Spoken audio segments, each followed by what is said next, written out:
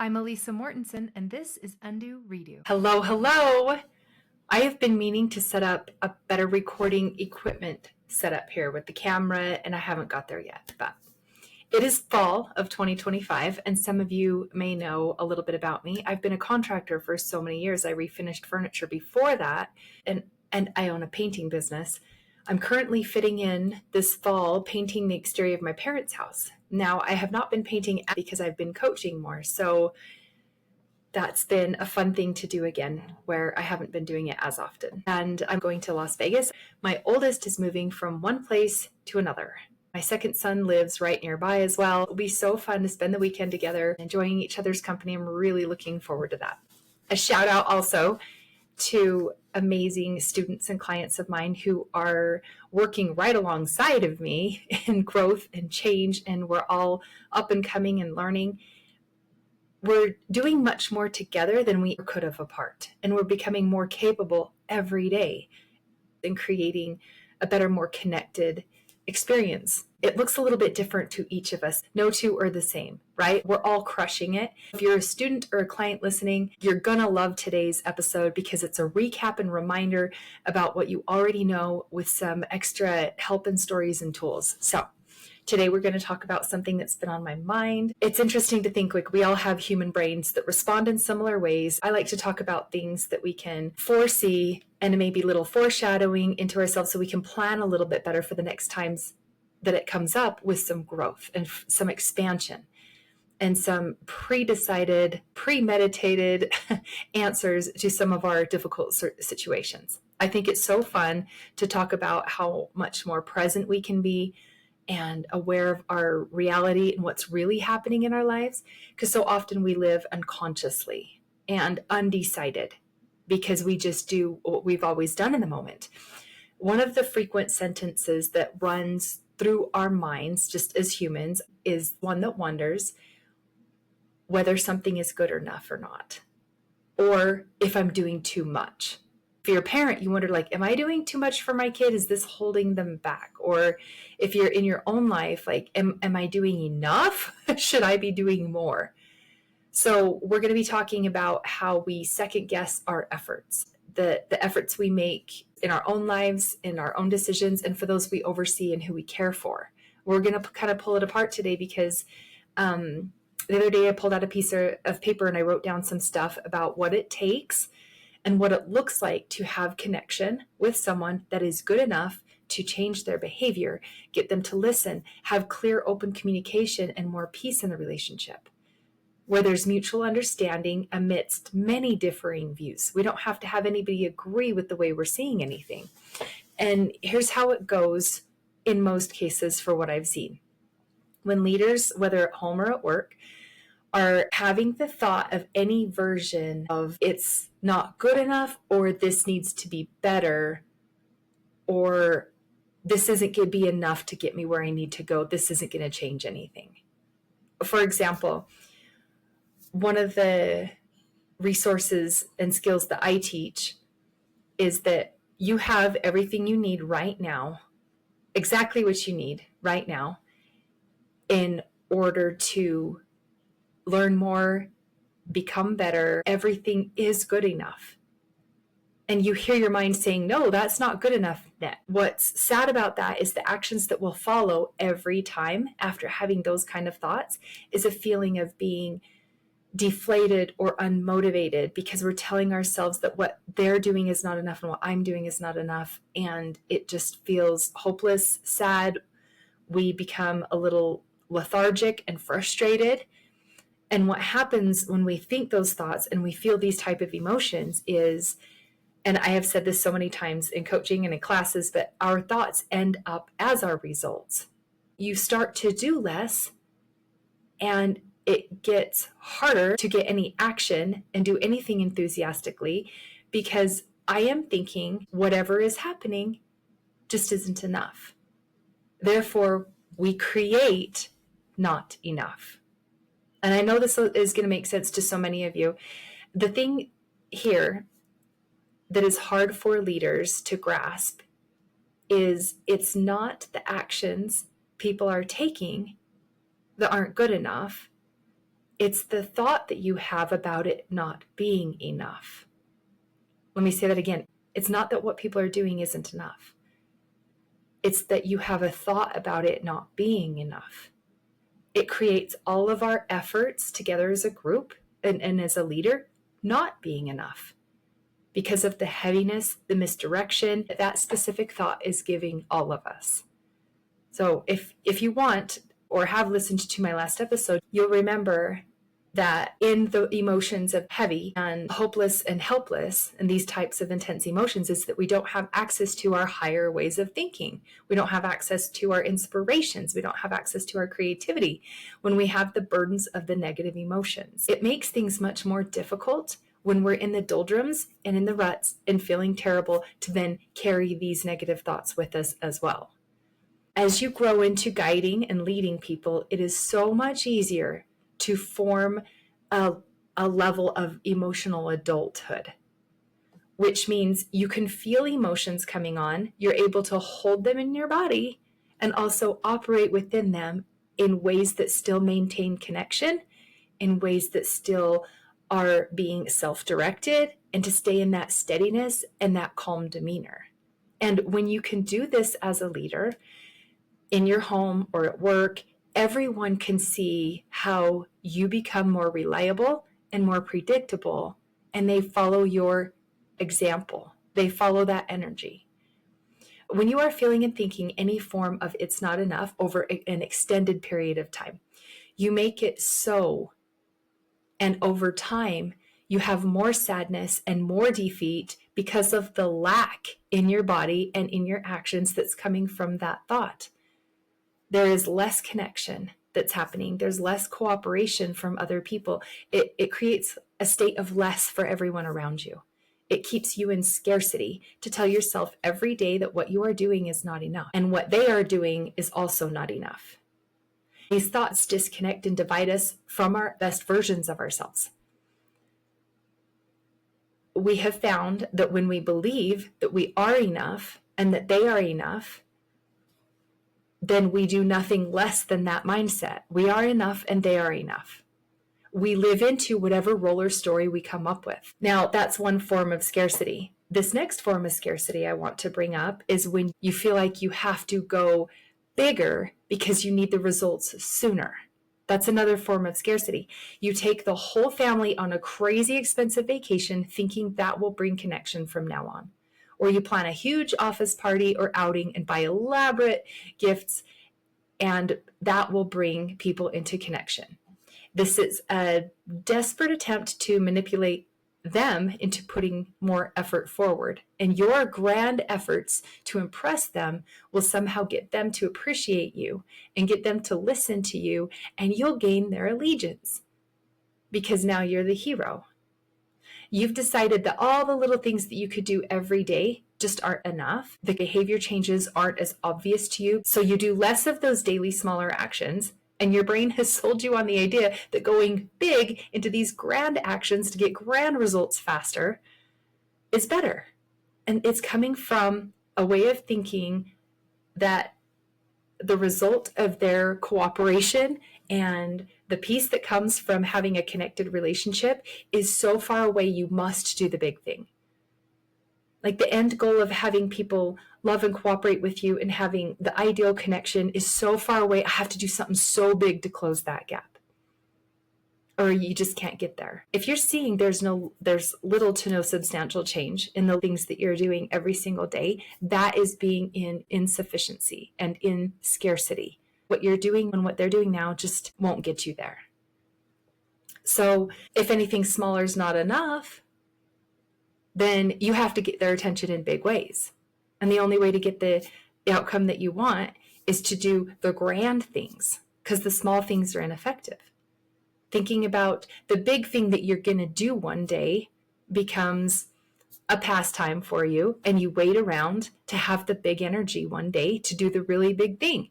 So you're not having these daily conversations and these daily communications. You're waiting to do the big grand thing, that one conversation at that meeting that you're going to have, or that one conversation when your son finally is ready to talk, instead of having the little tiny moments. And that's where it matters. Those are where the changes happen. By small things, big things come to pass. So what I want to point out here is doing all of that is more work. Doing all of the grand things and sitting around waiting to have the motivation and the energy to do the grand things is more work. There's more games involved in it with just interaction games. There's more disconnectedness, if that's even a word. Keeping it simple makes connection. Keeping it small, little tiny doses of little individual conversations daily over time that build that trust. What I guide clients to is a very specific evaluation. They take a look at the interactions they're having, what they sound like, and what factual feedback they get from each person. Not the stories we're telling about and filling in the blanks, the stuff that they're thinking, but the actual things they say and the actual feelings they're saying, and if they are letting you in on anything that's going on inside their world. That's the important part, listening to their experiences and going off their cues. This specific evaluation looks at their cues and it looks at your own. Did they say something that sets you off? Were you not able to be your best version? Did something come up that threw you off? Was there a strong objection that had you taken back? Like whatever it is, we plan for it. I have written out some interactions that I have had before, and I've dissected how it went and where I could change. And this is what I prompt everyone to do. If you're not getting the cooperation and collaboration out of them and you need some deep reflection, then this is where that happens. How much invitation did you have when you were talking? Were you able to invite them to finding a solution together? How much of that was happening in your conversation? How much perceived threat could be going on? Is there any pointing out to them everything they did wrong or everything they could have done better and not acknowledging what they are doing? There's a lot of learning and growth in there. We consider how you are seeing them in regards to if there's any judgment that you have, or you're seeing them in what they're lacking, or if you're not holding space for them to have another way of doing things that may work just as well. So all of this comes into play. And when we do this specific evaluation, we can clearly see that the obstacles that we have, we can plan for. And we can help them through the obstacles that they have and make a plan for them so that they can move forward without getting deflated as well, or showing up less than, or becoming inflated and doing too much on their own accord and not listening. Because that's the opposite. We either deflate and we don't do, or we inflate and we make ourselves better than somebody else. So I've noticed my brain do this. Here's an example with my health. I thought I needed to work out to the highest standard. I remember a time where I was so strict with my food intake. Like, I have to have the health that I really want, and I have to work out an hour plus a day. And I talked about my weight to everyone and what I ate and how hard my workouts were. And often I needed some sort of reassurance from somebody, and I couldn't stay consistent. So I looked outward for validation. I talked about my issues too much because I wasn't in control of what I was doing. Eating kind of good just wasn't good enough. And the 20-minute workouts weren't good for me. And that was just all coming from scarcity. And it would never be enough for me to get where I wanted to be. So I didn't do anything at all sometimes. So I talked about doing it all the time. And I got other people on board and thinking like, yeah, you should do that. But I didn't actually go work out to that degree or eat to that degree because it's unsustainable. That underaction for me was coming from scarcity. Another form of scarcity is it's not enough, so I have to do the big thing. And this is where we burn out. It's not sustainable, right? We never have that grand motivation to do the grand thing. So there's one more that's even sneakier. Your brain says it's all too much because you have a long list of what to do. So it starts to feel impossible for you. It starts to feel like it will take too long and there's too many actions between you and your results. So you just can't face it. And then you shut down. There are a lot of things you can do to navigate this until you learn how to be moderate in your emotions and overcome these deep scarcity tendencies. Because it's always the little things that make up the totality of any success. It's always been that way. It's never been the overcomplicated grandeur things that really get you to where you need to be. I have never known anyone to do one really good workout that changed their whole body, or eat one really clean meal that totally had them dropping all of their fat, or buy the one gift for someone that then they had their no relational complications ever since, right? It just doesn't happen. So it isn't this one episode and this one podcast, right, that's going to bring in all my clients or get you to have the changes in your life that you need either. As I grew in these areas, I'm able to take on more. And as I keep growing, I will be able to take on more. But for now, the small, tiny, consistent things are what makes the biggest difference. They get us the farthest. Now, let's talk about overactioning. So there's doing and thinking it's not enough, and now there's the overactioning. If you have too many things between you and your result, which could be anything, right? Real connection, steady alignment with yourself, your health, your relationship with your spouse, getting better behavior from a child. Maybe you really want to be in good standing with your team or your boss, right? Whatever it is for you. I need you to listen up here, because overaction is also from scarcity. How many things are between you and having that result? Is it like a really, really long list? If you have a really long list that has to happen before you can get there, long meaning if you have 4 to 5 things, it's probably okay. But if you have over that, it's way too much. If you are a huge corporate thing, maybe you have more, but at a smaller level, I don't think it should be more than a couple or a few. If you are jumping onto people at any sight of them being willing, like they are water and you are in a desert, and then it's way too much. If they walk into a room and you jump all over them because you need them to do stuff, you need them to line up, you need them to do this thing, or if you jump all over them because of what they didn't do and how ornery they are and how they're showing up and you want to be super critical of them, it's just overwhelming. It's too much. It's not going to get you there. So if you overdo anything, then that also doesn't get you there. It's some sort of like, I need you to be okay and I need you to do this thing or I'm not okay. All right. If they come asking you for help, they come talk to you and you're loving the connectedness and you just give them a little refreshing splash of information and direction and connection and guidance, that's great. But if you're spawning in a way that requires that single moment to make all of the efforts from now on be okay, you're opening up a fire hose on them, and that will scare them away. It will prevent future connections, and it will just be too much to jump all over that. That energy is overreactive. It feels desperate. It doesn't get to peace very quickly. It means you think you can get there with this one action and never have to struggle again.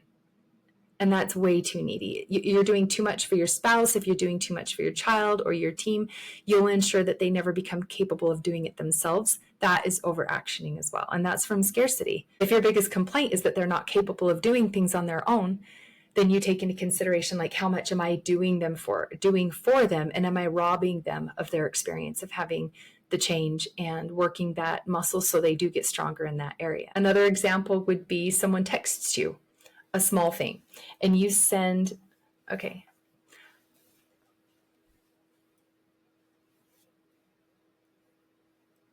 Another example of scarcity is someone texting you a small thing and you texting them back a novel and you keep sending them information for days. Or you work out for the first time for more than an hour with the heaviest weights you can possibly lift to really make a difference. And you make yourself unnecessarily sore. And we're scaring people off and we're making ourselves sore. It's just not needed. Again, the small things that add up over time, humans can and do progress and adapt, but it's very, very slowly. What is right for one person may not be the same for another. And what pace is good for someone may not be the same for another.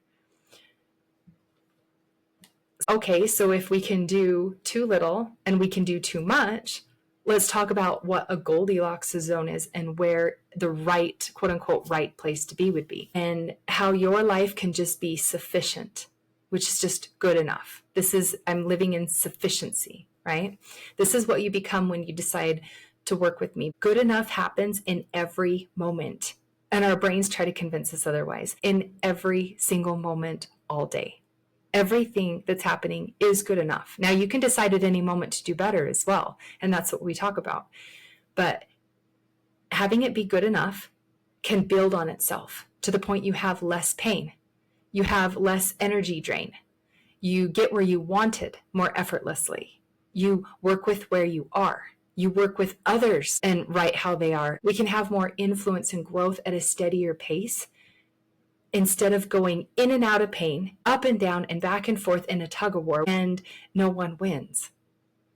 Right? I wrote some things down for what it looks like from doing things in a sufficient place. When you join us and come into the undo redo process where we have some unlearning and some relearning of things, I want to talk you through what it looks like and what it sounds like from the start to the finish, and what you come in with these types of ideas and tendencies, and then you end up with a whole different type of thoughts and tendencies and way of living. So this is who you learn to be when you join us. It's kind of like a manifesto. I show up every day as the leader that I am in my own life and in the lives of those I oversee. My actions align with my values, and I am committed to having an authentic connection with those around me, including myself. I impact and influence people in ways that lift everyone. I make decisions based on the bigger picture and never stop improving. How I think and how I respond to everyone, including myself, is the bigger picture. I make connections with those who are ready, and it's a good fit for us both. In this, I never need to use force. I follow appropriate boundaries throughout this whole process, and I never implement a boundary that needs other people to change who they are. My enthusiasm for life can be felt because I can manage my negative thoughts and emotions while not losing myself to them. I can come back after moments of disengagement even stronger. I know what and where when I feel disconnected. I'm committed to learning from it, and I have a plan moving forward that gets me to the other side of it with some practice and guidance. I guide others to do the same once I know how. I know it's up to me to maintain my side of the connection, and I take radical ownership of that. My example of implementing this will speak volumes and end in collaborations, cooperation, unity, and understanding for everyone involved. I don't chase after people. I let them choose. I honor their agency. I hold space for them to experience all things and express all things, even their negative emotions, while I manage mine. It's true, right? If we have sufficiency, when we feel sufficient, then whatever happens, we are okay. Nothing is so scary. So ignoring and pushing away, which most people do so often, not being able to roll with it, that resistance, we create it by choosing it. But when we can learn to roll with it and we lean into our authenticity, we trust who we are, we trust our ability, which our abilities make communication easier. It makes our communication more clear. We make decisions. We can tweak those decisions once they're made if we see that it needs to be tweaked. We trust ourselves to do that. We stay in our confidence the whole time because we can lead really well from there.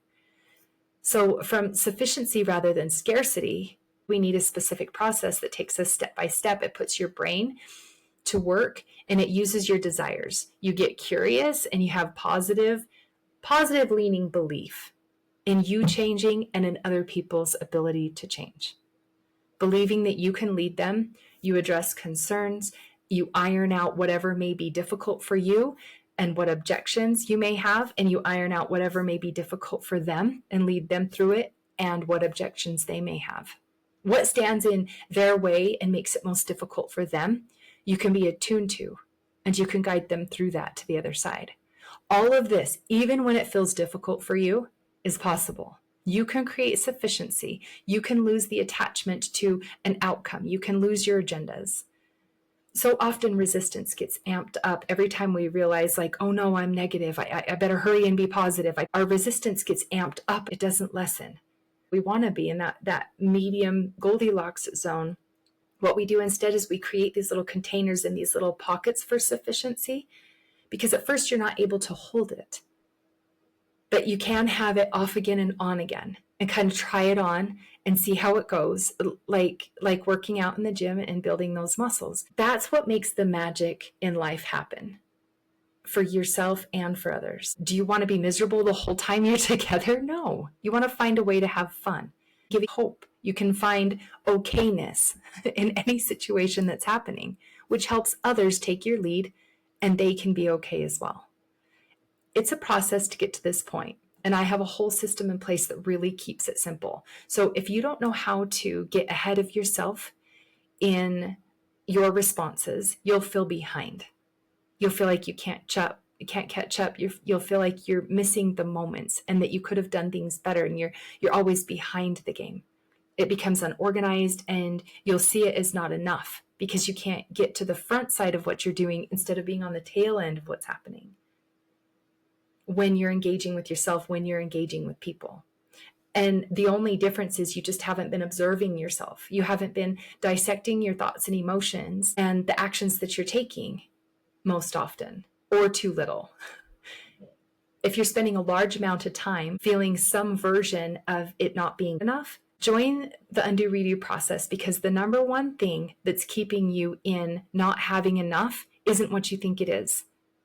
It's literally how you're thinking when you're planning it, how you're thinking when you're communicating, how you tackle the tasks, how you oversee things that need to be done daily.